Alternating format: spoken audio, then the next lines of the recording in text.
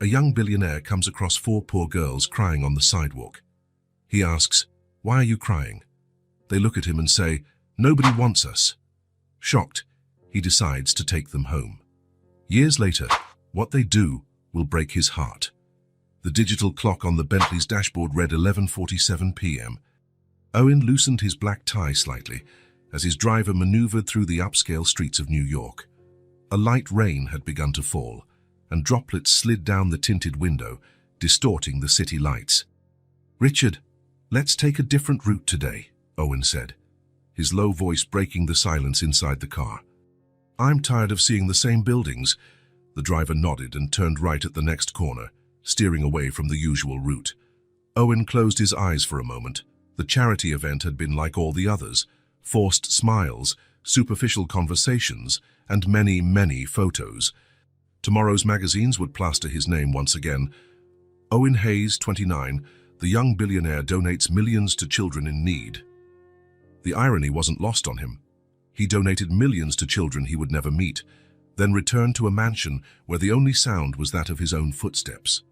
"Sir, are you all right?" Richard asked, looking into the rearview mirror. Owen opened his eyes. "Yes, just thinking." The rain intensified and Richard slowed down. They were in a residential area Owen didn't immediately recognize. Modest but well-kept homes lined both sides of the street, a middle-class neighborhood without the excessive shine of the financial district. That was when he saw it. Beneath the yellowish glow of a street lamp, four small figures were huddled on the sidewalk. Even with the rain coming down, they stayed there, unmoving. "Richard, stop the car." "Sir, stop the car now." The Bentley eased smoothly to the curb. Owen didn't wait for Richard to open his door. He got out quickly, ignoring the rain that began soaking his $12,000 suit. As he approached, he saw that they were children. Four small girls, drenched and shivering. The oldest couldn't have been more than 6, and the youngest looked about 4. They were sitting together, hugging each other, crying silently. "Hello," Owen said, bending down to their level. "Are you lost?" The girls pulled in closer to one another, like frightened birds. The oldest drew the others closer still. "I'm not going to hurt you," he continued, his voice gentler now. "It's raining. You'll get sick." "Where are your parents?" The oldest girl looked at him, her big dark eyes filled with fear and something else, resignation. A child so small shouldn't know that feeling. "I can help you get home," Owen insisted, noticing their clothes were not just wet, but also dirty and worn. It was the youngest who finally spoke, her voice as tiny as she was. "Nobody wants us." 3 words. Simple, direct, and devastating. Owen felt as if he'd been punched in the gut. The air left his lungs, and for a moment, he couldn't breathe. That phrase, spoken by a child so young, carried a universe of pain he knew all too well. Nobody wants us.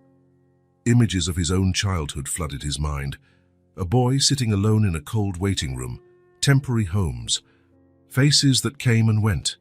The word returned, whispered when they thought he couldn't hear. "Richard," Owen called, without taking his eyes off the girls. "Bring the blankets from the trunk." The driver, confused but efficient, brought the blankets Owen always kept in the car for emergencies. "Are you cold?" Owen asked, offering them the blankets. "They're soft." The youngest reached out a hesitant hand and touched the fabric. "It's soft," she agreed, glancing at the oldest, silently asking for permission. The oldest studied Owen with an intensity that didn't match her size. She didn't trust him. And why should she? But it was raining. Her sisters were wet and cold, and this man was offering dry blankets. She gave a small nod, and the 4 girls accepted the blankets, wrapping themselves in them. "My name is Owen," he said. "What are your names?" Silence. Then, the oldest spoke, her voice surprisingly steady. "I'm Sophie. These are my sisters, Luma, Bella, and Issa." They were so little, so fragile, sitting there in the rain, with no one to protect them. "Are you hungry?" Owen asked. 4 pairs of eyes lit up for a brief moment before distrust returned. That's when Owen did something he hadn't planned, something he hadn't analyzed with the usual precision of a man who built an empire by calculating every move. Do you want to come with me? I have food at home and warm beds. At least until we figure out where you should be. The words came out before he could think of the legal implications, the complications, the absurdity of the situation.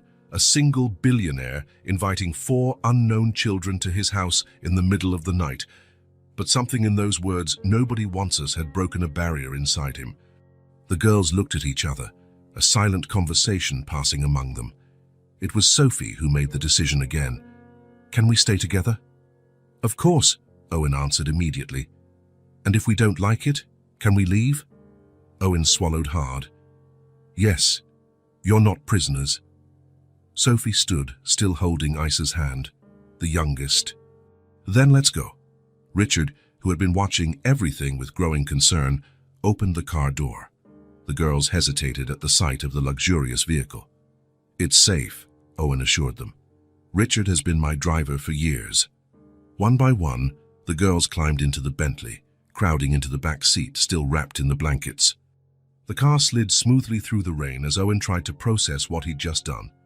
There had to be laws against this, surely. He should have called the police or social services. But something in the look on those girls' faces, something that mirrored his own past, drove him. "Sir," Richard murmured, low enough for only Owen to hear, "I must remind you this is—" "I know, Richard," Owen interrupted. "We'll deal with everything legally tomorrow. Right now, they need somewhere safe." The rest of the drive passed in silence. The girls watched the city go by through the window, wide-eyed at the lights and the towering buildings as they approached the exclusive neighborhood where Owen lived. When the car stopped in front of the wrought iron gates, Owen saw Bella, the second youngest, shrink back. "Is this where you live?" Luma asked, her voice barely a whisper. "Yes," Owen replied, trying to imagine what his home must look like through their eyes. The white stone mansion, with its imposing columns and perfectly trimmed gardens, must have seemed intimidating to such small children. The gates opened automatically, and the car followed the circular driveway, stopping in front of the main entrance. "We're here," Owen announced, trying to sound casual, as though bringing 4 unknown children home was something he did every day. The mansion was silent and dark when they entered, only security lights illuminating the way. Owen switched on the lights in the massive entrance hall, revealing marble floors, curved staircases, and valuable works of art. "Wow," Bella murmured, momentarily forgetting her fear. "You must be hungry," Owen said, guiding them to the kitchen. It was a clinical space, all stainless steel and white marble. A kitchen designed for a professional chef, not a family. The girls sat hesitantly on the tall stools around the central island, still wrapped in the blankets, while Owen opened the fridge. He rarely ventured inside. His personal chef usually handled all meals. "We have, He scanned the contents, realizing he had no idea what small children ate. "Sandwiches? I can make sandwiches." The girls nodded, watching his every move with cautious attention. Owen started to make simple sandwiches with what he found: bread, cheese, ham.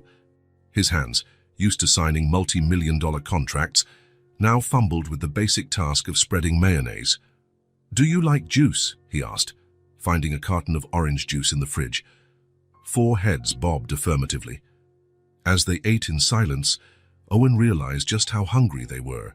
They devoured the sandwiches quickly, their eyes already looking for more. "I can make more," he offered, and they eagerly accepted. While preparing the second round of sandwiches, Owen studied the girls. Now, under the bright kitchen lights, he could see their features more clearly. They all had dark hair and big eyes, but each was distinct. Sophie, the oldest, had a maternal way about her, despite being so young. Luma was quiet, her eyes observing everything with curiosity. Bela had a delicate face that suited her name, with a few freckles across her nose. Isa, the youngest, had round cheeks and eyes too big for her little face. After eating, exhaustion began to overtake them. Isa yawned, rubbing her eyes with tiny fists. "You need a warm bath and dry clothes," Owen said, suddenly aware he had no children's clothing in the house. "For now, I can lend you some of my t-shirts to sleep in. Tomorrow, we'll buy new clothes."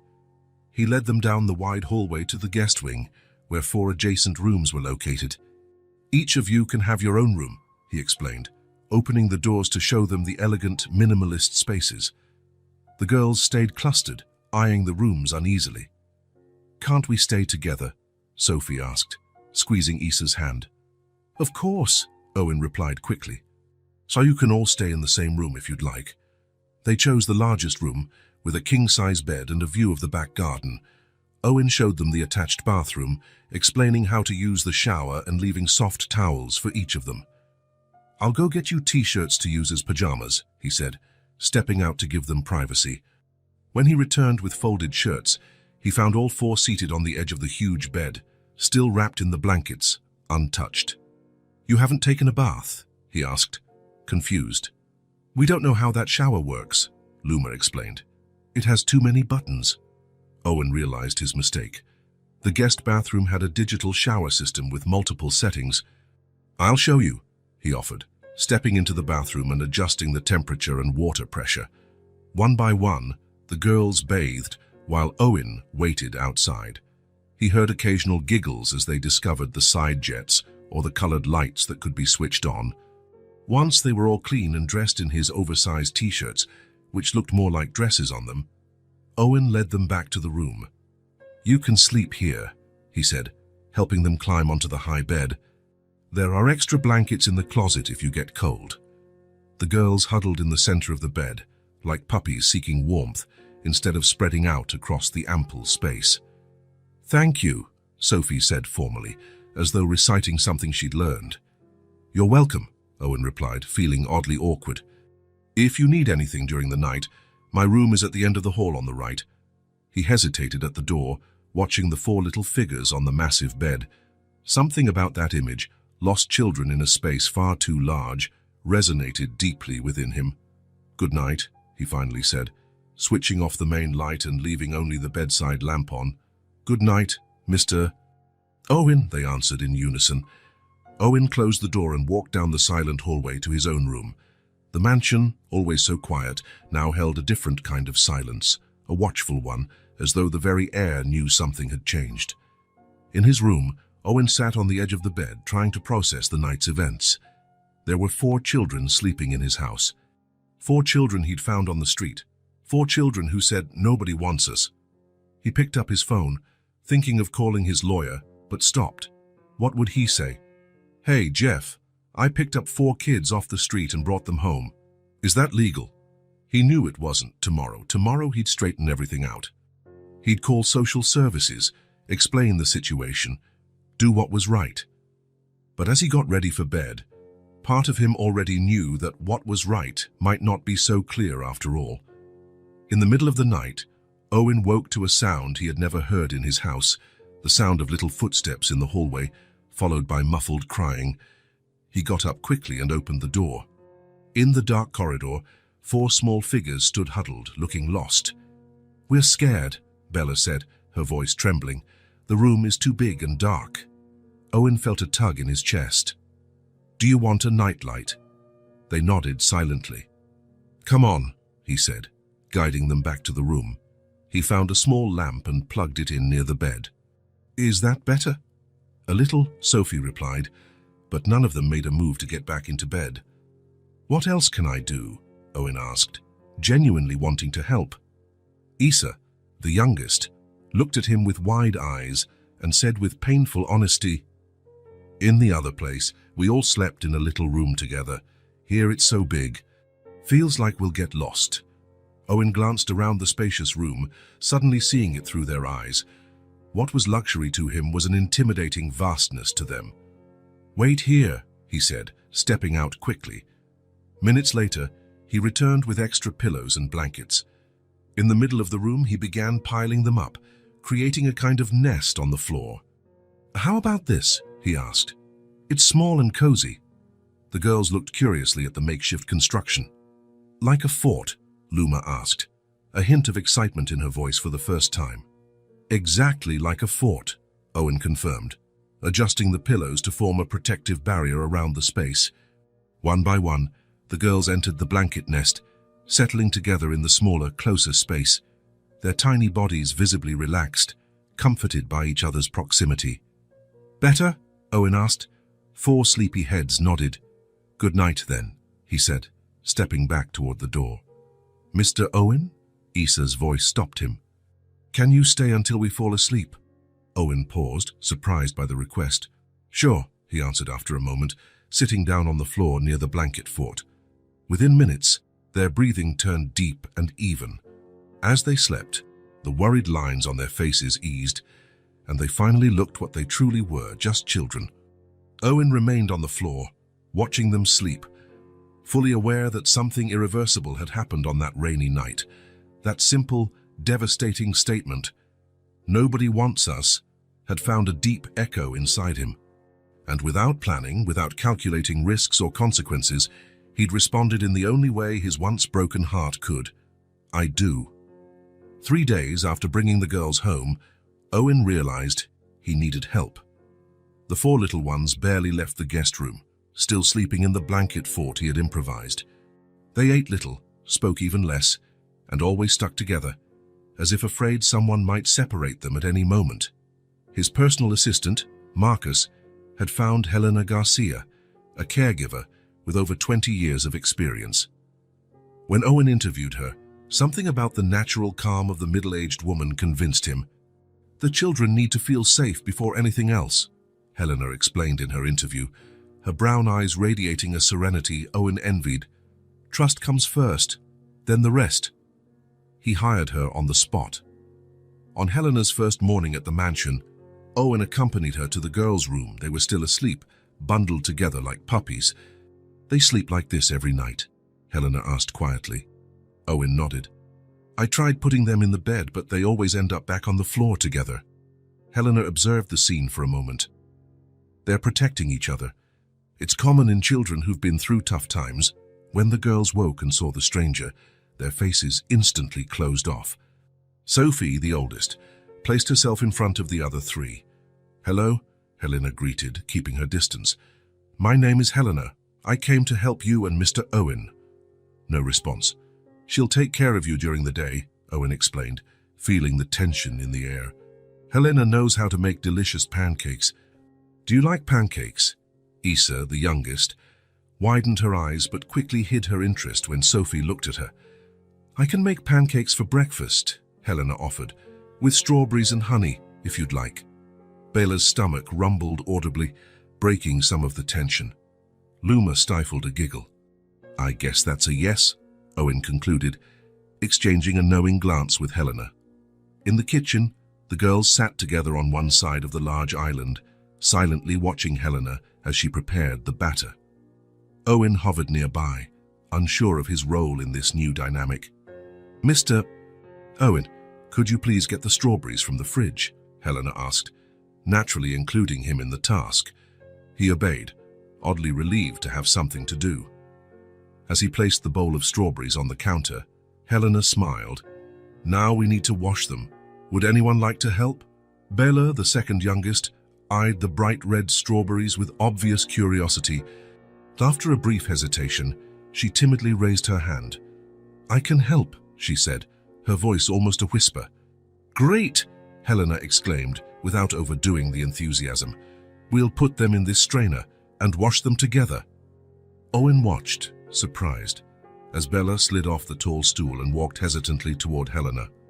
The caregiver brought over a small step stool, positioning it by the sink so the child could reach the faucet. Over the following days, Owen followed Helena's advice and didn't force closeness. He stayed present, but not intrusive. He watched how Helena slowly earned the girls' trust with small, consistent gestures. Children who've experienced trauma need predictability, Helena explained to Owen one night after the girls were asleep. I'm establishing routines. That helps create security. Owen nodded, making mental notes. He, who had built an empire based on data and strategies, was now studying something entirely different, how to make 4 small children trust him. On the afternoon of the 7th day, Owen passed by the living room and saw Helena reading a story to the girls. They were sitting on the rug around her, transfixed by the bright illustrations in the book. Mr. Owen, would you like to finish the story? Helena offered when she saw him. I need to prepare a snack. 4 pairs of eyes turned to him, cautious but no longer frightened. Owen felt a lump in his throat. It was the first time they didn't look terrified in his presence. "Sure," he said, taking the spot Helena vacated. He took the book carefully, as if it were a valuable object. It was a story about forest animals forming an improvised family. The irony wasn't lost on him. The little hedgehog looked at his new friends. Owen began to read from where Helena had stopped, and realized it didn't matter that they didn't look alike. What mattered was that they cared for one another. His voice, usually used to commanding boardrooms, now adjusted to narrate a children's story. He changed tone for each character, making different voices that drew a small smile from Issa. When the book ended, there was a moment of silence. "You do funny voices," Luma commented at last. Owen smiled, surprised by the remark. "Really? I've never done that before." "You never read stories?" Bella asked, her little face puzzled. "Not to children," he admitted honestly. "So who do you read to then?" Sophie asked. Owen thought for a moment. "I guess just to adults in meetings, and those aren't fun stories like this." "That's sad," Issa declared with the brutal honesty of very young children. Owen couldn't help but laugh. "Yeah, I guess it is." That small interaction opened a door. In the following nights, Owen joined the bedtime story routine. The girls still slept together in the blanket fort, but now they let him sit on the edge to read. Helena, observing the change, smiled approvingly. "You're doing well," she commented one night, as Owen walked her to the door. "Keep it up." "What exactly am I doing right?" he asked, genuinely curious. "You're being consistent," she replied, "and authentic. Children sense falsehood faster than adults." In the second week, Owen cancelled an important business trip to remain with the girls. His assistant was perplexed, but Owen was determined. "Postpone the meeting," he instructed over the phone. "Tell them I had a family emergency." The word family slipped out naturally, without him noticing its implication. With each passing day, small breakthroughs happened. Luma, the quiet one, became interested in the grand piano in the sitting room. Owen found her timidly pressing a few keys. "Would you like to learn?" he asked, keeping his distance so as not to startle her. She nodded, her eyes shining. "I can show you some notes," he offered, recalling lessons he'd had as a child. He sat at the piano, leaving space for her. After a moment of hesitation, Luma got on the bench beside him. He positioned her little fingers on the keys. "These are the notes de Pafari mi tefe sol," he explained, pressing each key gently. Luma repeated the movement, concentrated. A slight smile appeared when she managed to replicate the sequence correctly. Sophie, ever watchful of her sisters, started asking practical questions about the house, about where things were kept, about the rules. Owen realized that, even so young, she had taken on the caretaker role. "You don't have to worry about all of that," he told her gently. "You're still a child, Sophie." She looked at him with eyes far too wise for her age. "Someone has to take care of them." "There are more people to help now," Owen replied. "Helena and I are here." Something in the girl's face relaxed slightly. One afternoon, Owen found Issa, the youngest, wandering alone in the hallway. The first time one of them separated from the group. She was carrying a tattered doll, a worn-out toy they had brought with them. "Hi, Issa," he greeted, crouching to her level. "Where are your sisters?" "They're sleeping," she replied, "but Rosie isn't sleepy." "Rosie is your doll?" Owen asked. Issa nodded, hugging the doll closer. "She's hungry." Owen considered his options. It was the first time one of the girls had sought him out. "Do you want us to make a snack for Rosie in the kitchen?" Issa's eyes lit up. "She likes cookies." "What a coincidence," Owen replied with seriousness. "So do I." In the kitchen, he helped Issa onto the high stool and placed some cookies on a plate. The little one, very seriously, pretended to feed the doll. "Rosie says thank you," she announced formally. "You're welcome, Rosie," Owen answered, playing along. Issa studied him for a moment. "You know she's not real, right?" Owen smiled. "Yes, but it's fun to pretend sometimes." Issa nodded, as though he had passed some test. "The other dolls are hungry too." "Do they have names?" "Yes. Sophie's doll is Luna, Luma's doll is Starry, and Bela's is Blossom." Owen memorized each name, recognizing how important they were. We can bring cookies for all of them. In the days that followed, he made an effort to call each doll by its correct name, noticing the surprised smiles on the girls' faces when he remembered. They were small details, but they made a difference. Meals, once silent and tense, began to include small bursts of conversation. The girls still ate sparingly. It takes time for the body to understand there will be regular meals, Helena explained, but they no longer hid food in their pockets for later. Helena also prepared Owen for the occasional tantrums. It's normal, she reassured him after Bela had a crying fit because her sock felt weird. Young children have limited capacity to process emotions, and they've been through a lot. One morning, Owen was making breakfast while the girls took their usual seats at the table. Helena had the day off. He squeezed lemons to make fresh juice. Want to try? He offered, pouring small amounts into cups. Bela was the first to sip. Her entire face contorted in an exaggerated grimace, eyes squinted and lips pursed from the lemon sourness. Owen couldn't help it. A short, unexpected laugh escaped him. The four girls froze, staring at him in surprise. Owen realized it was the first time he'd laughed in front of them. The realization hit him. It was the first time he'd laughed spontaneously in how long? Years. Bela, after a moment of shock, made another face, even more exaggerated. Owen laughed again, more freely this time. Soon they were all making silly faces, trying to outdo each other, and the kitchen, usually so silent and pristine, echoed with laughter. Owen felt something strange in his cheeks. The muscles ached from smiling, unaccustomed to the exercise. That afternoon, he found Bela sitting at the dining room table with paper and crayons spread out before her. She was drawing intently, her tongue sticking out in deep concentration. "Can I see what you're drawing?" he asked, approaching slowly. Bela nodded, sliding the paper toward him. It was a typical children's drawing, stick figures with big heads and simple expressions. But what caught Owen's attention was the composition. 5 figures holding hands, 4 small, 1 larger. "It's really nice," he said, his voice slightly choked. "Who are they?" Bela pointed to each figure as she explained, "That's Sophie, that's Luma, that's me, that's Isa." She paused, looking at him with a mixture of hesitation and hope. "And that's you." Owen felt something tighten in his chest. "Me?" Bela nodded. "We're all holding hands." "I see," was all he managed to say. "Can I tape it to the fridge?" she asked. Helena said families tape drawings on the fridge. The word families hit Owen hard. He swallowed. "Of course you can," he finally answered. He followed her to the kitchen and helped her stick the drawing on the refrigerator with magnets. When the paper was in place, colorful and vibrant against the stainless steel, Bela smiled proudly. "Now it looks like a real home," she declared, before running off to show her sisters. Owen remained in the kitchen gazing at the drawing. 5 figures holding hands under a big yellow sun. The image triggered a memory so strong it nearly took his breath away. Himself at 6 years old, sitting at a table in the foster center, drawing. Stick figures, a man, a woman, a boy, a family that didn't exist, a family that would never come for him. The caregiver at the foster center had been kind. She'd pinned up the drawing, but Owen saw the pity in her eyes.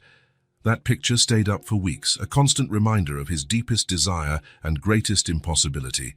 Now, 30 years later, another child had drawn a family and included him in it. The simplicity of the gesture, the hope in those childlike strokes, created a crack in the armor he'd built around his heart over the years. He touched the drawing gently, as though it was something precious and fragile. In that moment, he realized he wasn't just giving shelter to 4 little girls. They were also filling a void inside him he hadn't known could be filled. "Owen!" Isa's excited voice snapped him out of his thoughts. She ran toward him, followed by the other 3. "Bela said you let her put the drawing on the fridge." He smiled, noticing how they no longer called him Mr. "Yes, and it's perfect there," he replied. "Can I draw something for the fridge too?" Luma asked timidly. "Of course. All your drawings can go on the fridge." Sophie, always the most serious and cautious, studied him for a moment. "Why are your eyes wet?" she asked. Owen hadn't noticed the moisture in his eyes. "Sometimes we get emotional when we're happy," he explained. "You're happy with us here?" Issa asked, her large eyes full of hope. Owen knelt down to their level. "Very happy," he answered sincerely.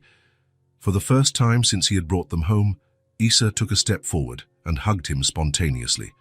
A quick, shy hug, but a hug nonetheless. "We're happy too," she whispered before pulling away.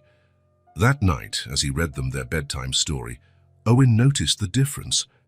The girls still slept together in their makeshift nest of blankets, but now they let him sit closer. Issa even rested her head on his arm as he turned the pages.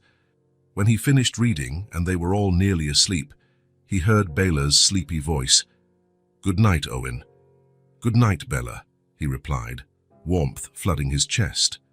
In the hallway on his way to his own room, Owen stopped to look at the drawing on the fridge again.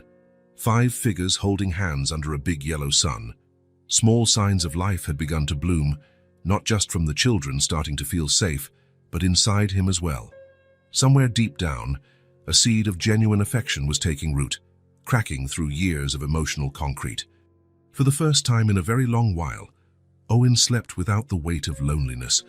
The mansion's doorbell rang on a Tuesday at 10:15 a.m. Owen was in his makeshift office in the living room, working on his laptop while keeping an eye on the girls playing. They had puzzle pieces spread across the rug, and Helena was helping Issa fit a particularly tricky piece. Over the past few weeks, the children had started to separate a bit more, gaining the confidence to explore different parts of the house, though never straying too far from one another. The doorbell broke the morning's peace.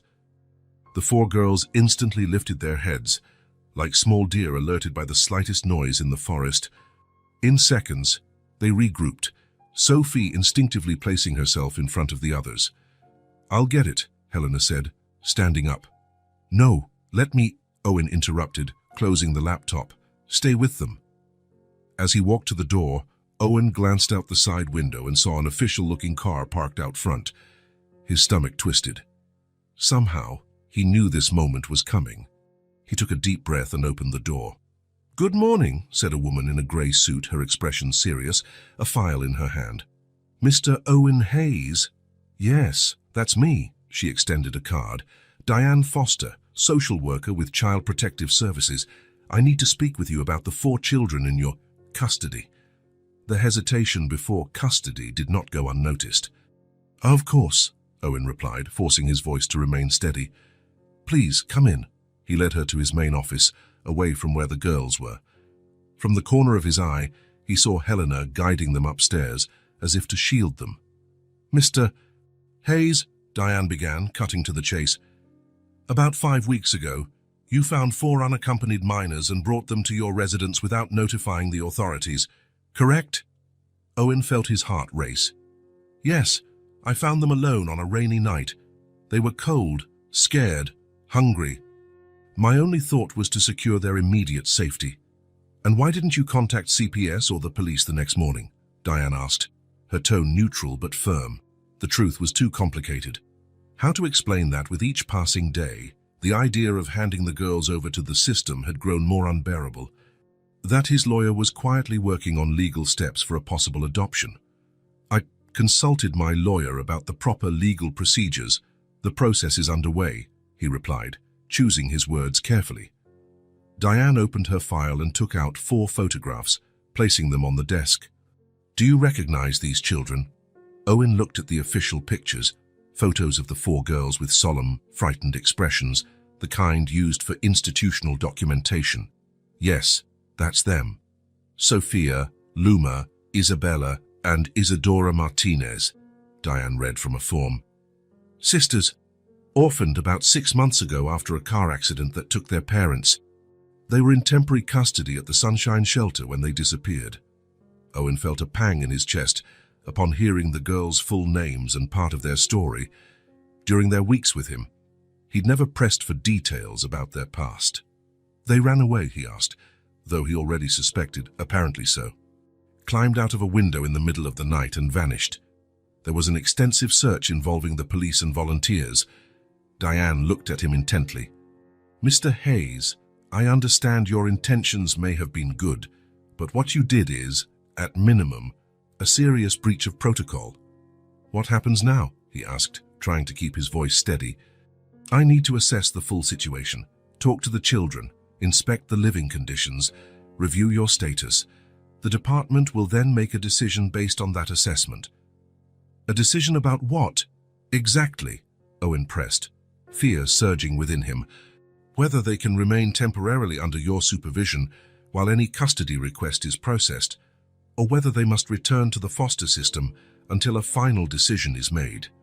Owen felt his blood turn cold. Return to the system means they'd likely go back to the Sunshine Shelter or a similar institution, depending on availability. Together, he asked, his voice nearly failing him. Diane's hesitation was enough of an answer. We do everything possible to keep siblings together, but it's not always feasible, especially with 4 children. The thought of them being separated was unbearable. Owen remembered how they clung to each other those first nights, as if their greatest fear was being torn apart. I need to speak with them now, Diane said, closing her file.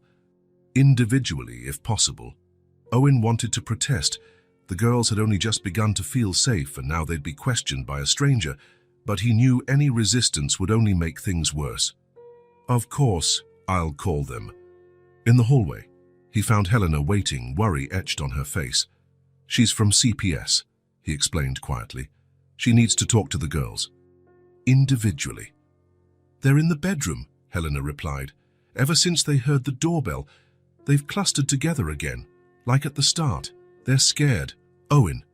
He climbed the stairs with heavy steps. In the bedroom, the 4 sat on the bed, no longer on the nest of blankets, but still huddled close as on the first day. Girls, he began, sitting on the edge of the bed. There's a lady here who needs to talk to you, a social worker. She just wants to make sure you're okay. Is she going to take us away? Sophie asked bluntly, her large dark eyes fixed on him. Owen felt a lump in his throat. He wanted to promise no, but he couldn't lie. I don't know, he answered honestly. I hope not. I'm doing everything I can so you can stay here. Why does she want to talk to us? Luma asked, her usually calm voice now trembling. It's her job to make sure children are safe and well cared for, Owen explained. You just have to answer her questions truthfully. Tell her what it's like living here. What if we don't want to talk to her? Bella asked, folding her arms.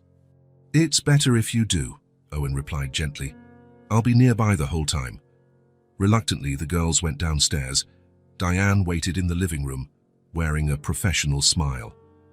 Hello, girls, she greeted. I'm Diane. Can we talk for a bit? When Diane asked to speak with them individually, Owen tried explaining that they felt safer together. But the social worker was firm. It's standard procedure. We need to ensure each child can speak freely without influence from the others. Owen watched helplessly as Sophie, the oldest, followed Diane into the office. Helena tried to distract the other 3 with a memory game, but no one was truly focused. The next 20 minutes felt endless. When Sophie finally returned, her little face was closed off and serious. She went straight to her sisters, avoiding Owen's gaze. One by one, all 4 girls had their private sessions with Diane. Each returned quieter than before. Issa, the youngest, came back in silent tears, running straight into Helena's arms. Well, Mr. Hayes, Diane said, returning to the living room after the last interview. I need to write up my full report. I'll be back in a few days with the department's decision. After she left, a heavy silence fell over the house. The girls disappeared upstairs, presumably back to the bedroom. Owen found them not on the bed, but back in their old nest of blankets on the floor, all huddled together like the first days. She asked a lot of questions, Sophie said when he entered. What kind of questions? Owen asked, sitting on the floor near them. If you're nice, if we eat well, if we go to school, Sophie listed. If we want to go back to the shelter. Owen felt a twinge. And what did you say? We said no, Bella exclaimed. We told her we want to stay with you. For a moment, Owen felt a surge of hope. But then he saw the fear on their faces, and the reality of the situation hit him hard. That night, just as he was about to drift off, he heard a sound he hadn't heard in weeks, the muffled sobs of one of the girls. He got up quickly and went to their room. Issa was sitting in the nest of blankets, silent tears streaming down her face. The other three were awake too, their eyes shining in the dim light. "A bad dream?" Owen asked softly, kneeling beside them. Isa nodded, clutching her worn-out doll to her chest. "She dreamed we had to leave," Sophie explained, hugging her youngest sister, "and that they were going to put us in different homes." The fear in her voice was palpable. Owen felt his own heart constrict. "I'm doing everything I can to stop that from happening," he promised. Everything. He stayed there, telling stories until they all fell asleep again. When he returned to his own room, the sun was already beginning to rise. In the days that followed, he noticed alarming changes in the girl's behavior. It was as if the social worker's visit had undone weeks of progress in a matter of hours. Isa, who had started to speak more and weave elaborate tales about her doll Nendis, now barely said a word. She mostly communicated with nods and gestures, like in the early days.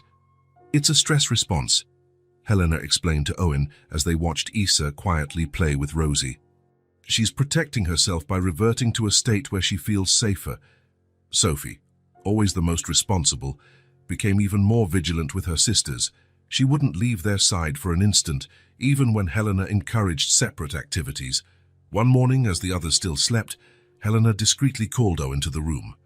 "She's having nighttime accidents," Helena said softly, showing the wet sheet she was trying to change without the others noticing.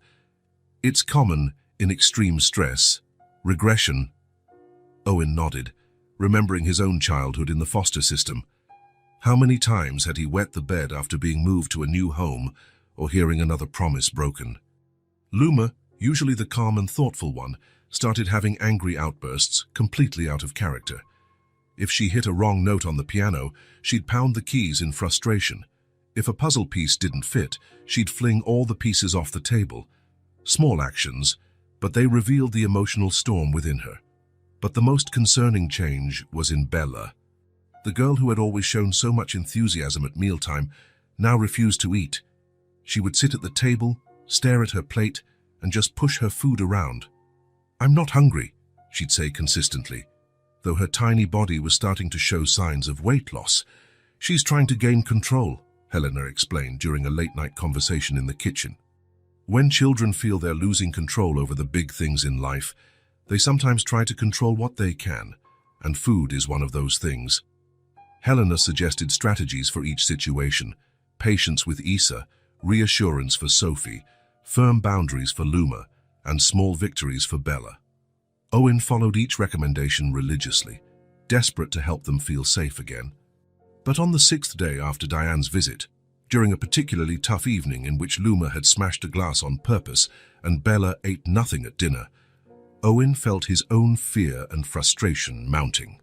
After finally getting the girls to bed, he retreated to his office and collapsed in his chair. The fear of losing them was growing by the day.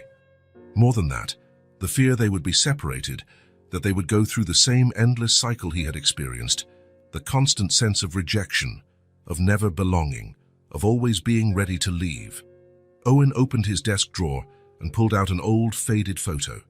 Himself at 8 years old, standing alone in front of one of the many foster homes he had passed through. His young face was serious, his eyes already bearing the weight of too many goodbyes. The memories he had long suppressed flooded back. The names, the faces, the excuses. "We're not prepared for a child this age. We wanted a baby. We're looking for someone more outgoing. And the worst of all, we'll try another child. Trial and error." As if kids were shoes you could return if they didn't fit perfectly. Looking at that old photo, Owen understood he was fighting not just for these 4 little girls sleeping upstairs. He was fighting against the system that had once made him feel disposable. Against the notion that children are just pieces to be moved around in a bureaucratic game. He was fighting for the boy in the photo too. His phone rang, breaking the silence. It was Jeff, his lawyer. "I got a preliminary hearing with Judge Foster next week," Jeff informed him. "He's known to be fair in custody cases. It'll just be an initial hearing, but it's our foot in the door." "What about the social worker? Will she submit her report before that?" "Probably. Listen, Owen, you need to understand something. Even with your resources and influence, this is going to be complicated. You're asking for custody of 4 children with no prior parenting experience, no blood relation to them. It's going to be tough. I don't care how tough it is, Owen answered, his voice resolute despite his exhaustion. They belong together, and I think they belong here too. After hanging up, Owen passed by the girls' room. The door was slightly ajar, and he saw them sleeping. Even in sleep, they stayed close and like baby animals seeking warmth. Sophie, the oldest, had a protective arm around Issa, the youngest. For the first time in his adult life, Owen felt tears burning his eyes, not just from the fear of losing them, but for all the nights he himself had longed for someone to fight this hard for him. The next morning, he found Bela sitting alone in the living room, looking at the drawing of the 5 figures holding hands that used to be on the fridge. The paper was crumpled, as though it had been thrown away and then retrieved. "Bella," he called softly, "is everything okay?" She lifted her eyes, and Owen saw the same lost look she'd had the night he found her in the rain. "This drawing is a lie," she said, her voice small but determined. "Why?" Owen asked, sitting beside her on the couch. "Because we're not a real family. The lady said we might have to leave." Owen felt something break inside his chest. "You know, Bella," he said, taking the crumpled drawing gently, "families are made here." He pointed to the heart. "Not on paper or in court, and in my heart, you 4 are already my family. But we might have to leave," Bella insisted. "I'm fighting so that doesn't happen," he replied. "Sometimes making a family official takes time. There are papers and rules." "And we could be separated," Bella finished, her voice trembling. "Like that book about the little bear who ends up alone." Owen swallowed hard. "I promise you one thing, no matter what happens, I'll never stop trying to keep you together, and you'll always have a place here. Always." Bella studied him for a long moment, as if deciding whether to believe him. "Promise you won't give up on us?" she finally asked. "I promise," Owen replied without hesitation. Then, to his surprise, Bella reached out and took his hand. It was the first time she initiated physical contact. "Then it's not a lie yet," she decided, her small chin lifting in determination. In that instant, in the face of a 5-year-old child, Owen saw the same strength he himself had needed to survive the system. And he knew with a certainty he'd never felt before that this was a fight he could not lose. The next morning, he called his lawyer. "Jeff, I want you to dig up everything about the accident that killed their parents. Why there are no relatives claiming them. The complete history of the Sunshine Shelter, everything. And I want to file the official adoption request today. For all 4. Owen, we've been over this. The normal process can take months, sometimes years." "We don't have months," Owen interrupted, his voice carrying a newfound determination. "I'm fighting my own ghosts here, Jeff, and I won't let these kids go through the same hell I did." There was a brief silence on the line. "All right," Jeff finally replied. "We'll show the judge and that social worker exactly why you're the best father these girls could have." Owen hung up, looking at the old photo he'd left on the desk, the lonely boy he once was. For him, for Sophie, for Luma, for Bella, for Issa, and for all children lost in the system. This was a battle he had to win. Helena found him like that, staring at the photo. Without a word, she set a cup of coffee on the desk. "They'll get through this," she said simply. "And so will you." Owen nodded, putting the photo away. Upstairs, he heard small bare feet running down the hallway and childish voices exchanging morning whispers. The house was coming to life again, fragile but persistent, like the children who now lived there. Diane's visit had shaken the world they were starting to build, but it hadn't destroyed it completely. Hope remained, as fragile as the crumpled drawing of 5 figures holding hands. 3 days after the preliminary hearing with the judge, Owen woke up with an idea. The tension of the last few weeks had worn everyone down, especially the girls. The judge had granted temporary permission for them to stay under Owen's roof while the adoption process went on. A small victory that brought immediate relief but didn't erase their lingering anxiety. He needed to do something to help them just be children again, even if only for a day. "Let's have a picnic today," he announced at breakfast. 4 pairs of eyes turned to him with expressions ranging from surprise to skepticism. "What's a picnic?" Issa asked, breaking the silence she'd largely maintained since the social worker's visit. "It's when we eat outside, on a blanket, on the grass," Owen explained. With yummy food, games, fun. A day just for us. In the yard? Bella asked, showing genuine interest in food for the first time in weeks. Yes. In that corner near the trees, where the morning sun comes in and there's shade in the afternoon. Helena, watching from the kitchen, smiled encouragingly. She'd suggested something similar days ago. The kids needed a day of normalcy, simple joy, free from the constant shadow of fear. Can I bring Rosie? Issa asked, referring to her inseparable doll. Of course, all the dolls are invited, Owen replied. A faint smile flickered across Sophie's face, the first time in days. Can we help make the sandwiches? That's the plan. We'll prepare everything together. The morning became a whirlwind of activity. In the kitchen, each girl had a task. Sophie and the oldest helped cut the sandwiches into perfect triangles. Luma arranged the fruit on a colorful platter. Bela, who had been refusing to eat, surprisingly brightened up at decorating cookies with frosting. Lysa, the youngest, was in charge of the napkins, folding them into uneven shapes she insisted were special butterflies. Helena prepared a wicker basket she found in the basement, lining it with a red and white checkered cloth. Every picnic needs a proper basket, she explained, winking at Owen. By noon, everything was ready. Owen carried the basket and a big blanket, while the girls brought their dolls and some toys.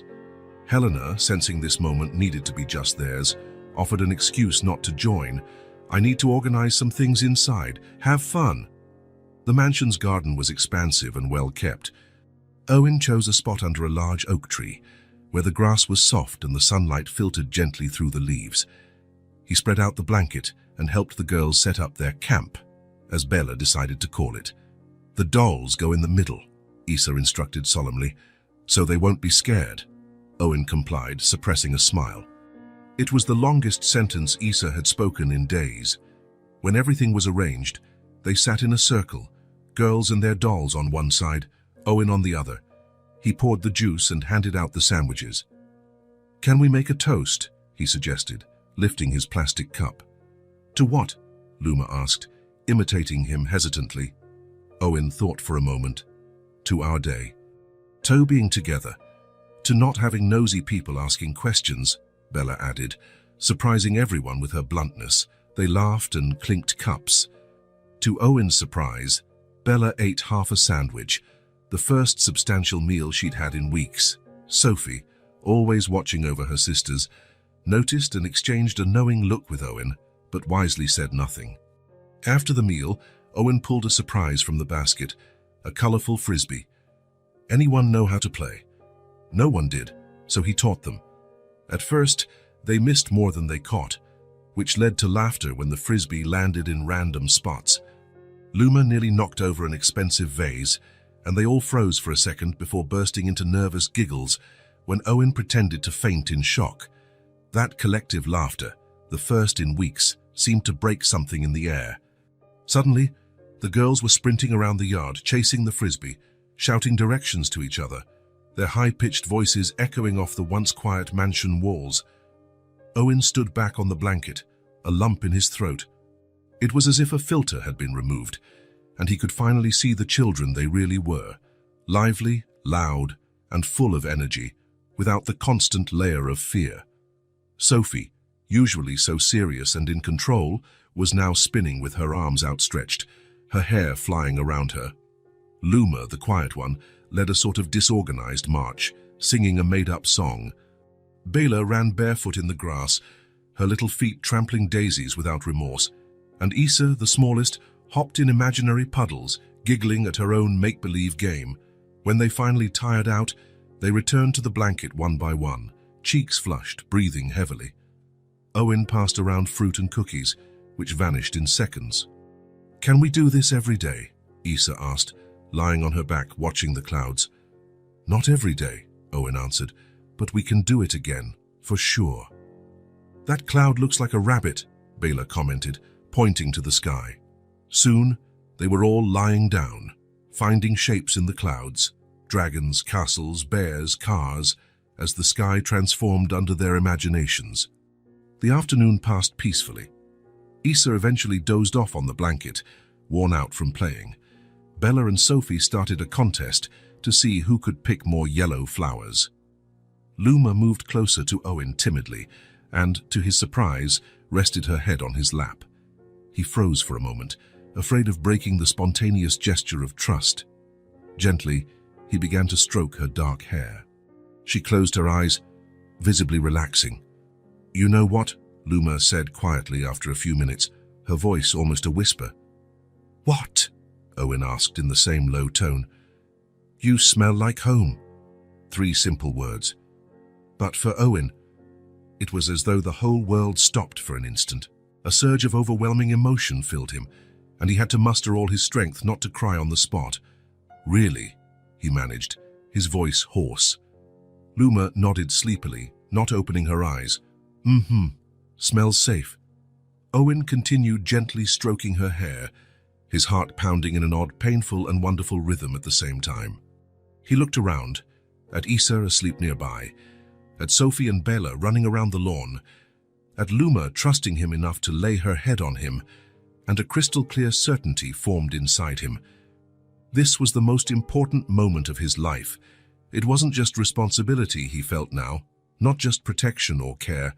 It was something deeper, more visceral, more complete, something he never thought himself capable of. He felt like a father, not a temporary guardian, not a benefactor, not an adult trying to do the right thing. A father, with all the fear, all the joy, all the uncertainty, and all the unconditional love that entails. As the sun began to set, bathing the garden in a golden light, Owen knew that no matter how long and hard the legal battle ahead, these 4 girls were already his daughters, and he would do anything so they could have many more days like this, days in which they were simply children, safe, loved, belonging somewhere, belonging to someone. Autumn had arrived in full force. Golden and red leaves covered the yard where, days earlier, they had held the picnic. Night fell earlier now, and the air carried a chill foreshadowing winter. Owen was in his office, reviewing documents Jeff had sent earlier. The adoption process was slowly moving forward, with more hearings scheduled and more evaluations pending. But each hurdle cleared made the possibility of an official family feel more real. Outside, the wind began to howl, rattling the windows. The forecast had warned of a major storm, and the dark clouds gathering throughout the day promised a wild night. Helena had already gone home after putting the girls to bed. They now had individual rooms decorated to each one's taste, though Owen often found them sleeping together in Sophie's room on nights like this. The first rumble of thunder sounded in the distance, a low growl that made Owen look up from the documents. Before he could return to his reading, another closer thunderclap rattled the windows. 3 seconds later, the lights flickered once or twice and then went out completely. The mansion plunged into total darkness. "Wonderful," Owen muttered, turning on his phone's flashlight. He knew where the candles and emergency lanterns were stored, but first, he had to check on the girls. As he climbed the stairs in the dim light, he heard a sharp scream from upstairs, followed by sobs. He sprinted, taking the steps 2 at a time. In the hallway, he found 4 small silhouettes huddled together, illuminated only by the faint glow of the battery-powered nightlights in the outlets. Sophie held a unicorn lamp, trying to comfort Issa, who was crying openly. "It's okay," Owen said, coming closer. "It's just a power outage because of the storm." "When will it come back?" Luma asked, her voice shaking slightly. "Maybe in a few hours, maybe not until tomorrow," he answered honestly. Another thunderclap, louder than the ones before, shook the house. Issa let out another shriek, and even Bela, usually the second bravest after Sophie, cringed. "The storm's right on top of us," Sophie said, assuming her usual role as the eldest. "Issa's afraid of thunder." "No, I'm not," the youngest protested through sobs, contradicting herself completely. "Rosie's afraid," she corrected, clutching her doll tightly to her chest. "Not me." "I see," Owen replied seriously. "Lots of people are afraid of storms, even grown-ups sometimes." "Are you?" Bella asked, looking at him skeptically. "Sometimes I get a bit nervous," he admitted, "especially when I'm by myself." The 4 girls stared at him in the semi-darkness, their little faces pale in the flashlight's beam. Come on, he decided. I'll get more flashlights and we can do something fun while we wait for the power. Like what? Luma asked, her curiosity momentarily overshadowing her fear. How about a blanket fort in the living room? With flashlights inside, it feels magical. The idea seemed to appeal to them, but another deafening thunderclap, followed by a bright flash of lightning through the windows, made Issa cling to Owen's leg. Or, he suggested, seeing the panic in the youngest's eyes, we can all sleep together tonight. What do you think? In your room? Bella asked, surprised. Yes. My bed is big enough for everyone, and we can tell stories until the storm passes. The suggestion was met with enthusiastic nods. None of them had ever been in Owen's room before. It was unexplored territory, an adult sanctuary now open to them. Can I bring Rosie? Issa asked in a small voice. Of course. All dolls are invited, Owen replied, echoing the phrase that had become a sort of code among them. Single file, with Owen leading the way by flashlight, they headed toward the end of the hallway, where the master suite was located. The storm raged outside, rain now lashing furiously at the windows, but inside, this small procession moved with determination. Owen's bedroom was spacious and minimalist, a king-size bed, neutral walls, few furnishings beyond the essentials, no photographs or personal decorations. It was a room that reflected the solitary life he'd led before meeting the girls. Wow, your bed is huge, Bella commented, rushing to climb on it immediately. Careful not to fall, Owen cautioned, lighting a few candles he kept on the bedside table. The warm glow created a cozy atmosphere, casting dancing shadows on the walls. While the girls settled in, Owen grabbed extra blankets from the closet. Who wants a story? He offered, sitting on the edge of the bed. I do, Issa said, still clutching her doll but calmer now. What kind of story? A story from when you were little, Sophie suggested. Owen rarely spoke about his past, and the girls were increasingly curious. He hesitated, thinking of something suitable. Okay, I'll tell you about the first time I ever saw snow. The four nestled closer, forming a half-circle around him. Outside, the storm still rumbled, but here in the candlelight, they created their own little universe. Owen recounted his amazement at the first falling flakes, how he ran outside without the proper coat, the cold sensation on his hands. It was a happy memory, one of the few from his turbulent childhood that didn't hurt to recall. After the first story, there was another and another. The girls also shared their memories, snippets of life before the accident that took their parents, treasured moments of joy they clung to. Gradually, their eyelids grew heavy. Issa was the first to fall asleep, curled up like a kitten between Owen and Sophie. Bella was next, mid-sentence about a dog they used to have. Luma held out a bit longer, but soon gave in to exhaustion as well. Sophie, as always, was last. She stayed awake deliberately, as though standing guard. They're safe, Sophie, Owen said softly. You can rest, too. She nodded, but her dark eyes remained on him. Thanks for letting us sleep here, she said formally. No problem. Actually, I think I like having the company. Did you always sleep alone? She asked, genuinely curious. Yes, for many years. Weren't you scared? Owen smiled, touched by her concern. Sometimes, he admitted. Everyone gets scared sometimes. Sophie considered that for a moment, her eyes already half closed with sleep. Good night, Owen, she mumbled finally, letting herself relax. Good night, Sophie. In minutes, she too was sleeping deeply.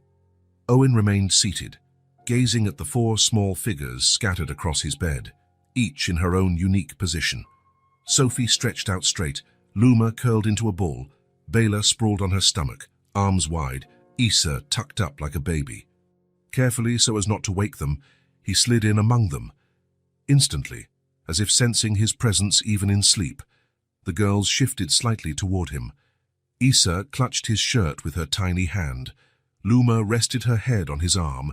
Bella slung a leg over him. And Sophie, though sleeping, seemed to relax a bit more. The storm raged on outside, but in that room, Owen felt a peace he had never known.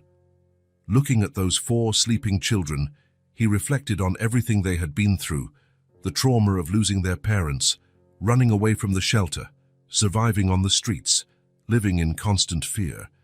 Yet here they were, trusting him enough to fall asleep in his arms. In the darkness, lit only by the faint glow of candles, Owen whispered words he would never say by daylight. "I was scared, too, for so long, and you healed me." The girls didn't hear. They were lost in dreams, but he needed to say it out loud, to acknowledge the truth that had transformed his life.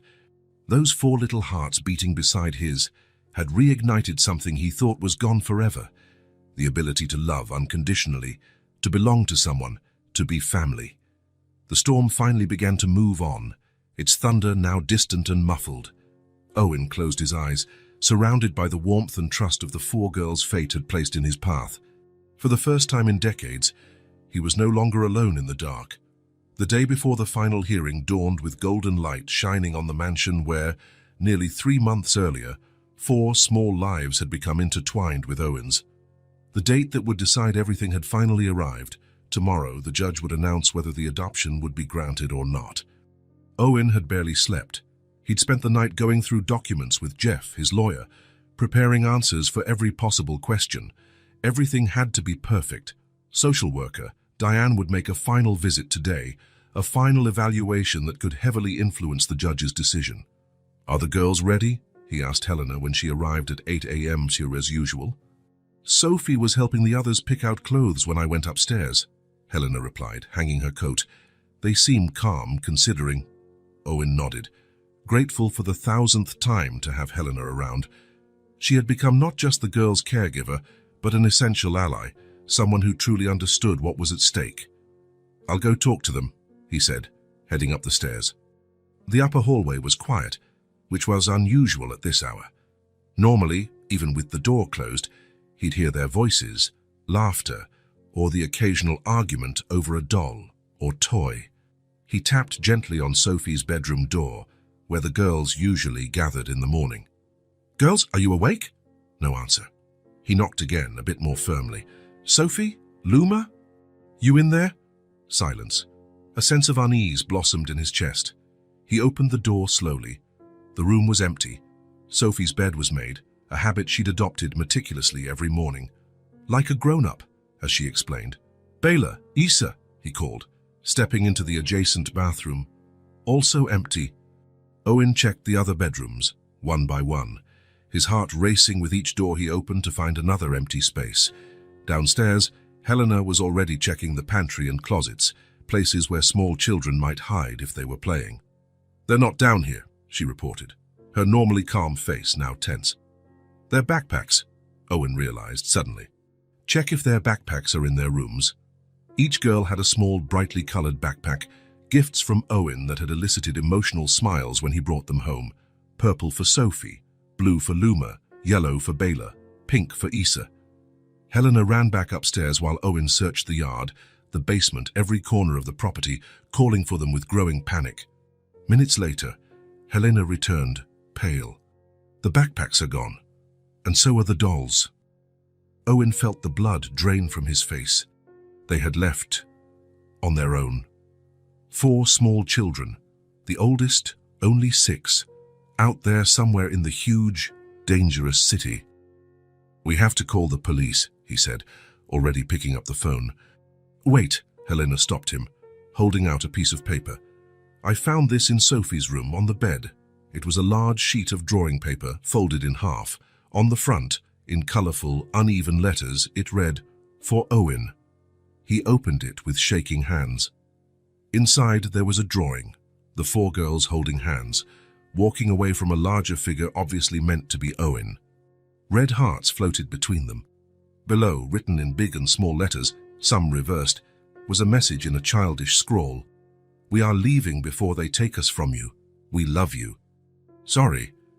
In the lower corner, each had signed her name as best she could. Sophie in careful print, Luma in wavy letters, Bela with a big B followed by small letters, and Issa with just an I and a series of circles representing the rest of her name. Owen felt the floor vanish beneath him. He sank into the nearest chair, the paper trembling in his hands. "They ran away," he murmured. "They left so they wouldn't be taken." Helena read over his shoulder, her expression softening despite her worry. "They're trying to protect you," she said gently, "in their own way." Owen looked up, confused. "They think they're sparing you pain," Helena explained. "If they leave now on their own terms, you won't have to witness them being taken away." The childlike logic, so simple and so painfully misguided, hit Owen like a physical blow. They would rather leave him voluntarily than watch him suffer if they were forcibly removed. "We have to find them," he said, leaping to his feet, "before the social worker gets here. If she finds out they ran—" No need to finish the sentence. Both knew what it would mean for the adoption process. "Where do you think they'd go?" Helena asked, already grabbing her coat. Owen tried to think as the girls would. Where would 4 small children with no money or resources seek refuge? "The park," he said suddenly, the memory vivid. "The park I took them to last Sunday. 4 days ago, as a final happy outing before the tension of the final hearing, Owen had taken the girls to the city park. It had been a perfect day. Bright sun, blue sky, melting ice cream, and laughter echoing everywhere. The girls had gone on every piece of playground equipment, run across the grass, fed the ducks at the pond. A day of pure joy, like a suspended moment in time before the decision that might tear them apart. There was a big, colorful slide," Owen continued, already heading for the door. "Sophie said it was the prettiest place she'd ever seen." "I'll call the police while you check the park," Helena offered, but Owen shook his head. "No. If the police find them, they'll take them straight to CPS. We need to get to them first." He grabbed his car keys, mind racing over how long it would take 4 little kids to walk to the park. They must have left before dawn, so no one would see them. "The social worker arrives in 2 hours, Helena reminded him. "If they're not back by then, they will be," Owen insisted, with more conviction than he felt. "Call Jeff, explain the situation, ask him to delay her visit somehow if we're not back." The drive to the park, which had taken 20 relaxed minutes on Sunday, now felt interminable. Owen drove at the speed limit's edge, scanning every sidewalk, every corner, searching for 4 small silhouettes. The park was nearly empty at that hour of the morning. A few early joggers, 1 man walking his dog, a woman reading on a bench. No children. Owen parked and jumped out, heart pounding. The park was large and with playground areas, gardens, a small pond, and tree-lined paths. "Sophie," he called, his voice echoing. "Luma, Bella, Isa." No response except birdsong and rustling leaves. The playground was deserted, the swings swaying slightly in the breeze. Owen ran to the big, colorful slide that had been the girls' favorite. He circled it, looked up, crouched to check underneath. And there they were. Huddled under the slide's platform, all 4 of them lay sleeping in each other's arms, wrapped in thin jackets, using their colorful backpacks as pillows, clutching their dolls. For a moment, Owen couldn't move, paralyzed by relief and an overwhelming wave of emotion that stole his breath. They were safe. They were okay. Sophie was the first to open her eyes, her light sleep as the oldest sister always on alert. Seeing Owen, her face filled with a complex mix, relief, shame, determination, all at once. "You found us," she said simply. Her movement woke the others. Luma rubbed her sleepy eyes. Bella blinked in confusion, and Isa, still half asleep, pointed at Owen and murmured, "It's him." "What are you doing here?" Owen finally managed, his voice tight with emotion. "We left a note," Bella replied, as if that explained everything. "You can't just leave like that," he said, trying to keep his voice firm despite the tremor. "It's dangerous. You could have been hurt." "We just wanted to help," Luma explained, her big eyes serious and fixed on him. "If we're not there, you won't be sad when that lady takes us away." Owen felt as if something within him shattered and mended at the same time. The child's logic, so simple and deeply loving, left him speechless. He crouched until he was at their level, then did the only thing that felt possible. He opened his arms. No words were needed. Like a tiny wave, the 4 girls rushed into him, abandoning backpacks and dolls, seeking the embrace they'd been afraid would cause him pain. Owen held them, feeling their small bodies shaking, their messy hair, the smell of sleep and innocence. Tears streamed down his face, and he didn't care. "Don't ever do that again," he finally whispered, his voice choked. "Never leave without telling me. Please." "We only wanted," Isa began, but Owen shook his head. "I know, but that's not how it works. That's not how families work." The word family hung in the air, filled with hope and fear. "We wanted to stay with you," Sophie murmured, so low only Owen could hear. "Only you." Her simple words struck straight into his heart. Owen pulled back slightly, looking at the four faces before him. Sophie, burdened with too much worry for her age, Luma quietly intense, Bella brave in disguise, Isa honestly vulnerable. "I want to stay with you too," he replied, wiping a tear from Isa's cheek with his thumb. "More than anything in the world. But running away isn't the answer. It never is." "What if the judge says no?" Bella asked, giving voice to the fear haunting them all. "Then we keep fighting," Owen answered firmly, "together, like a family. Because that's what we are, no matter what any judge says." Sophie studied him with those eyes too old for her tiny face. "Promise you won't give up on us." "I promise, with all my heart." 6 small hands reached out for him in a gesture that had become symbolic between them, touching his heart to seal an important promise. Owen placed his hand over theirs, feeling the pulse of life, hope, and a future they didn't yet know they'd have, but one he'd fight for with all he had. "Let's go home," he said gently. "We have an important visitor today, remember?" The girls nodded, and Owen helped gather the backpacks and dolls. Isa insisted on being carried, her small body exhausted from the fear and the long walk. Owen hoisted her easily, settling her on his hip while extending a hand to the others. On the way to the car, Sophie walked beside him, unusually quiet. "What's wrong?" he asked, noticing her worried expression. "Are you really mad at us?" she asked, her lower lip trembling slightly. "I'm not mad," Owen answered honestly. "I was scared. There's a difference." "Scared?" Bella frowned. "But you're big." "Adults get scared too," he explained gently, "especially when it's about people we love." The word love came out naturally, without planning. The 4 girls looked up at him, their eyes suddenly bright. "You love us?" Luma asked, her voice barely more than a sigh. Owen stopped walking, looking at each of them. The desperate emptiness he felt finding their empty rooms, reading their note, imagining life without them. He already had his answer. "Yes," he said simply. "I love you. Very much." In the back seat of the car, the 4 girls piled in together, still exhausted from a sleepless night and the long walk to the park. Before Owen even started the engine, Isa had drifted off again, her head resting on Sophie's shoulder. While driving home, Owen called Helena. "I found them," he said, relief evident in his voice. "So they were at the park, exactly where I thought. We're heading back." "Thank God," Helena replied. "Jeff managed to delay the social worker's visit until after lunch.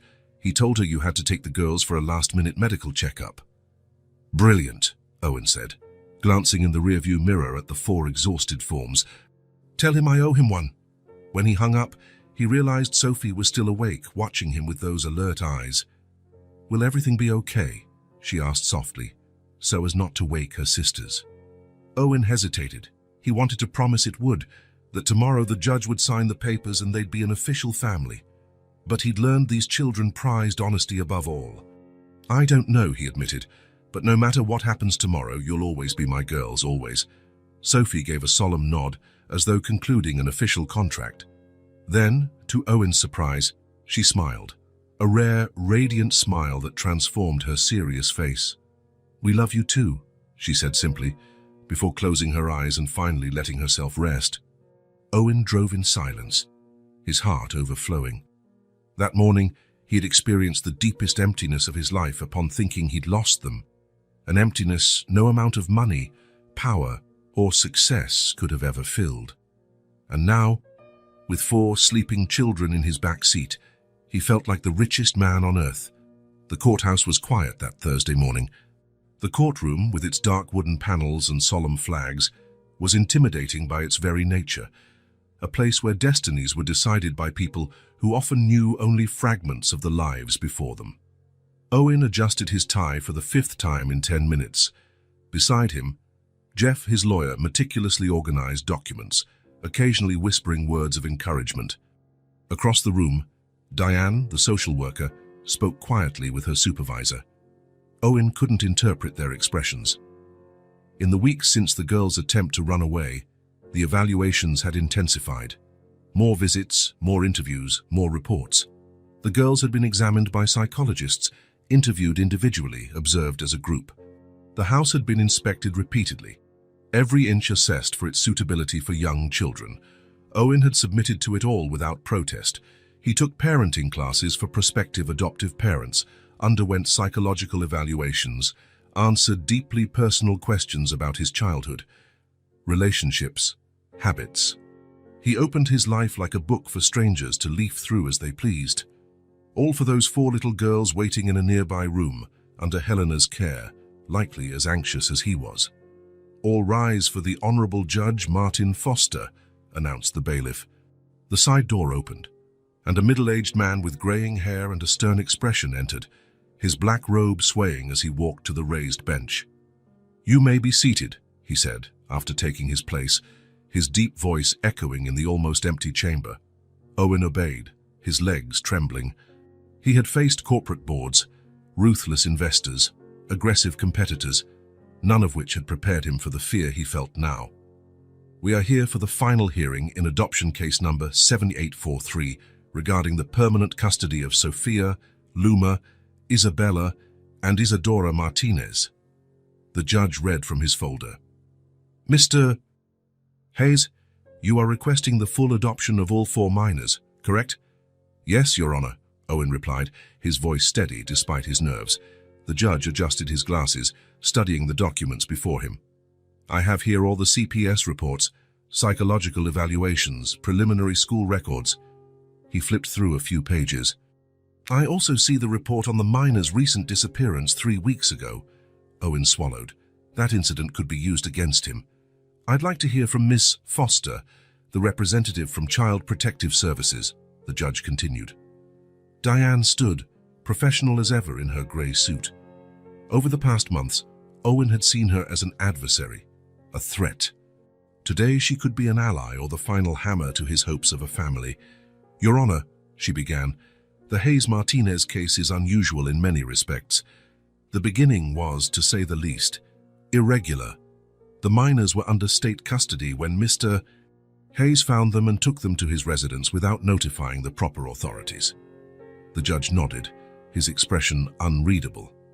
"Nevertheless," Diane continued, "after extensive observation and multiple evaluations, the department recognizes that the minors have found genuine stability and affection in Mr. Hayes's home. Psychological assessments indicate significant emotional progress in all 4 children since being under his care." Owen felt a flicker of hope.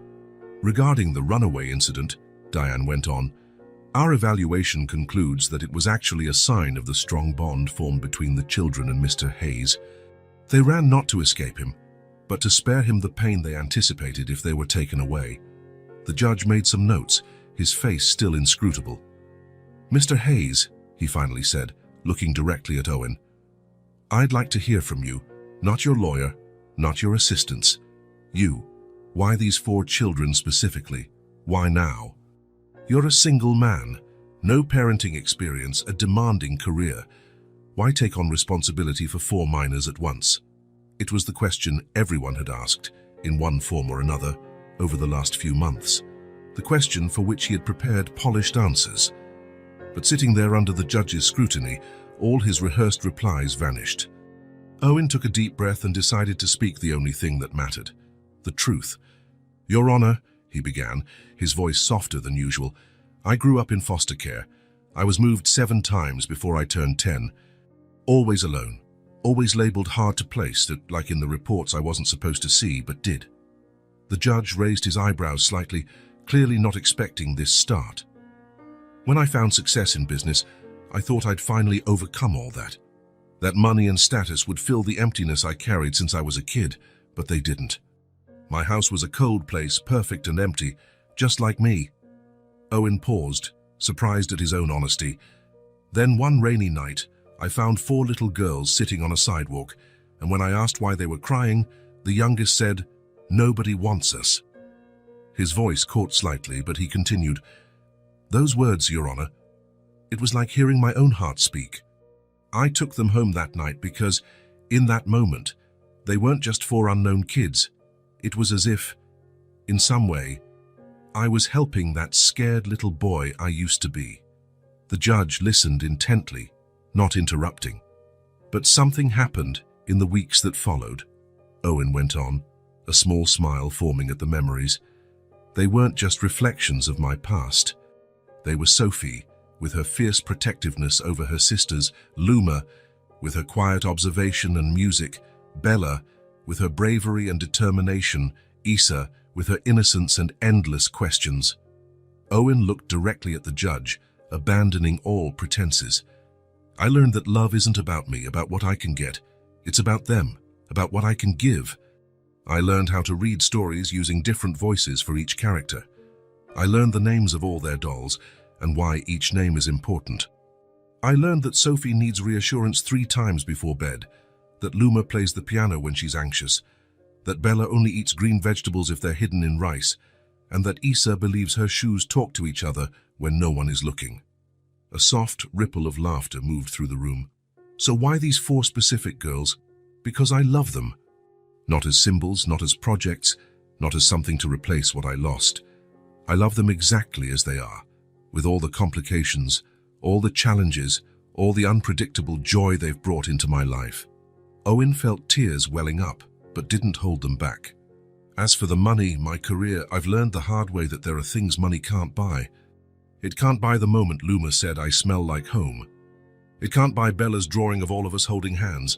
It can't buy Issa's impulsive hug when she's happy. It can't buy the slowly earned trust in Sophie's eyes. He paused for a moment, discreetly wiping away a tear. Your Honor, I'm not asking to adopt these children because I need them or because I want to fix something in me.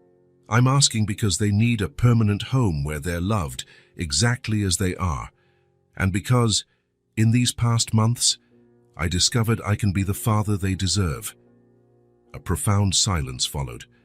Owen took a deep breath, feeling strangely light, as though he'd dropped a burden he'd carried for decades. The judge watched him for a long moment, then closed the folder before him. In 30 years on this bench, he finally said, I've learned to recognize sincerity when I see it. He paused. I'd like to meet the girls now.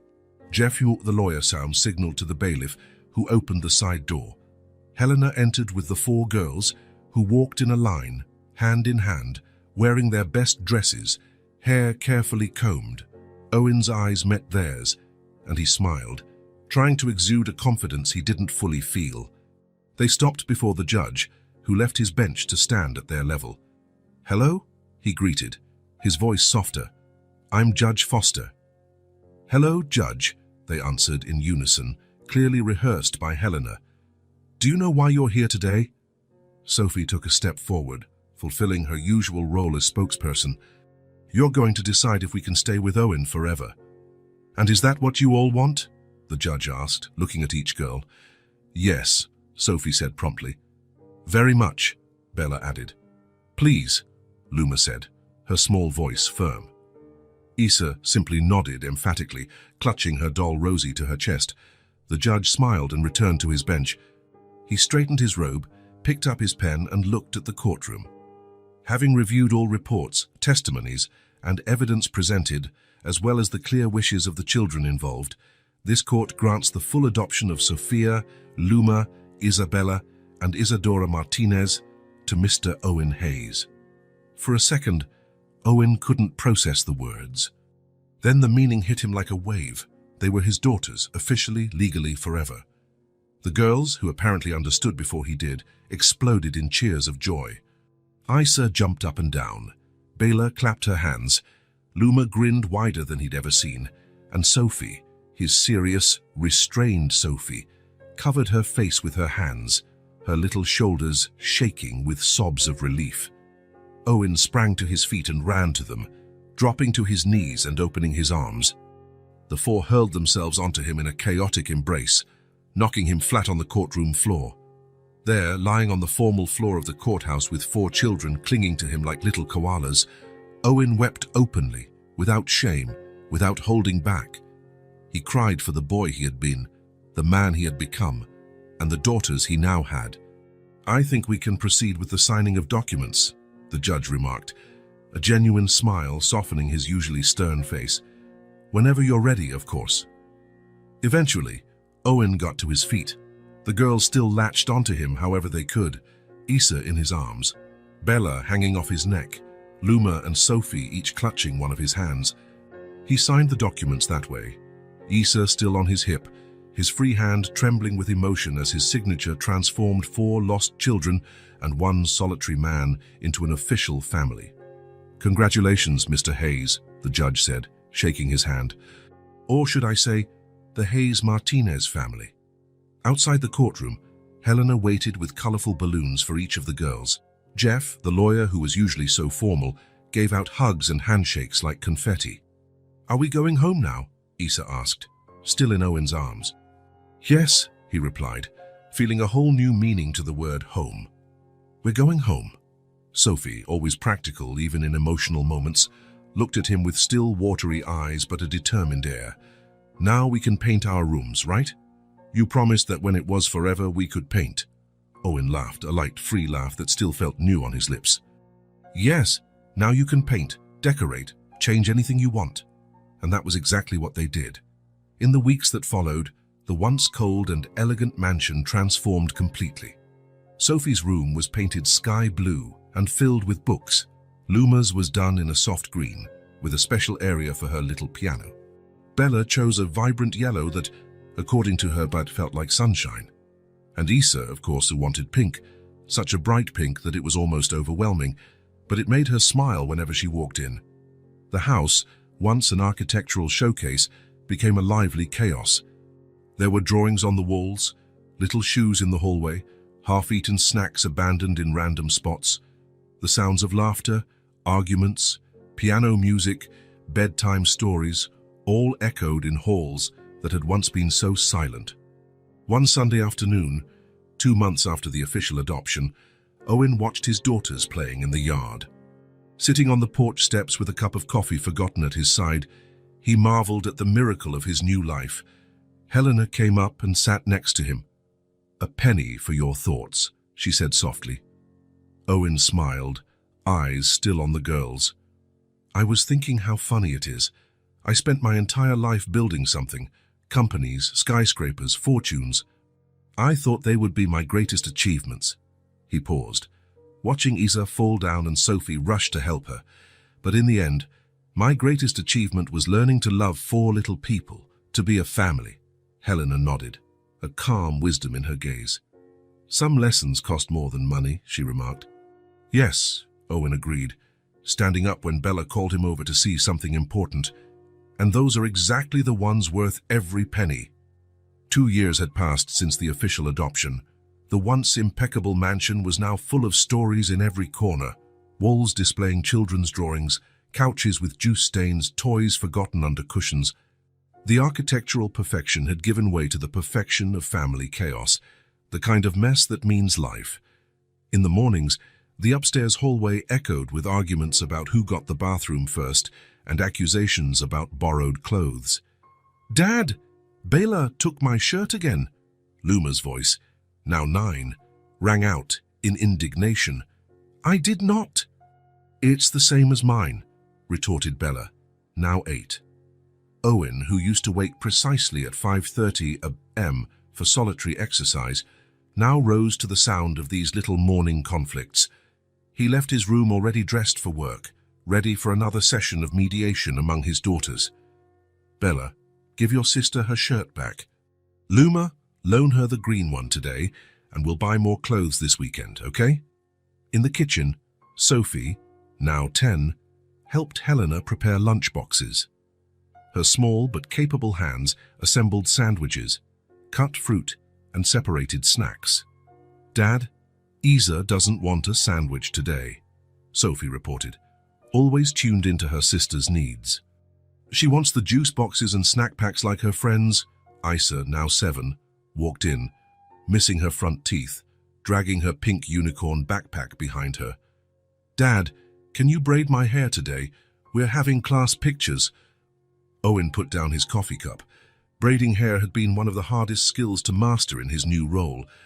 He'd watched dozens of online tutorials, practiced on dolls, until he achieved acceptable results.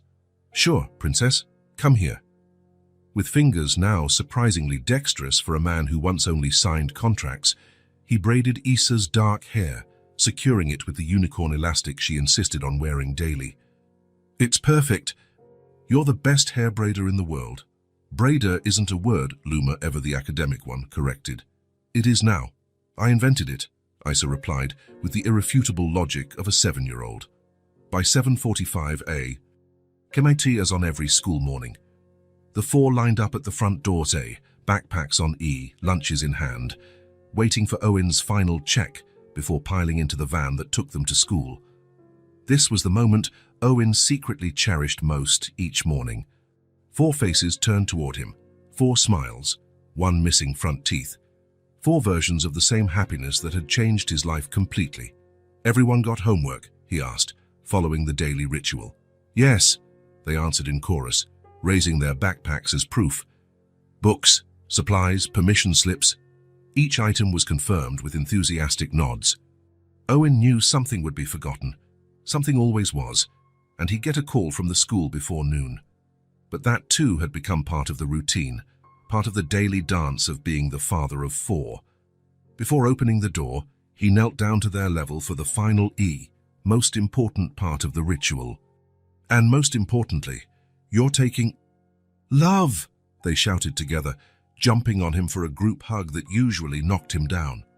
"I love you," he said, looking into each pair of eyes. "Have a great day. Learn a lot. Be kind." "We love you too, Dad," they replied, completing the ritual. In the car, after dropping them off at school, Owen often found himself smiling at nothing.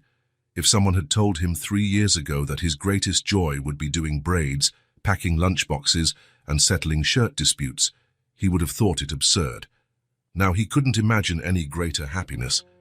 Throughout the day, his phone rang constantly. The school nurse reporting Isa had a sore throat, Bella's teacher requesting permission for a project, Sophie reminding him about choir rehearsal, Helena mentioning Luma needed extra materials for an assignment.